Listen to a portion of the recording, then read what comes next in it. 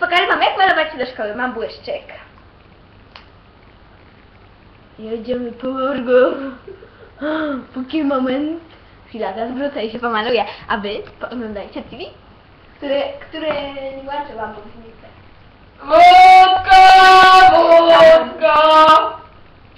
Od nowa. Albo nie, dobra. Przerwa na reklamę.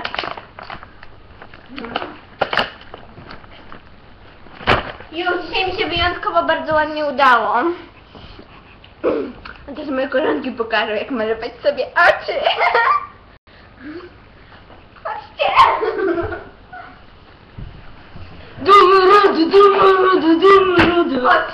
Chodź. Namaluj sobie.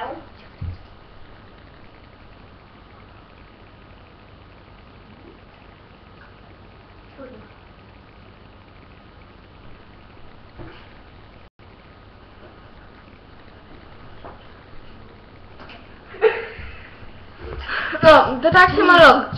Najpierw trzeba tutaj. Potem tak wiecie, Ale tak trochę. trochę koleżanka pokaże nam, jak się kręci Loki. No. Aż do wyrwania.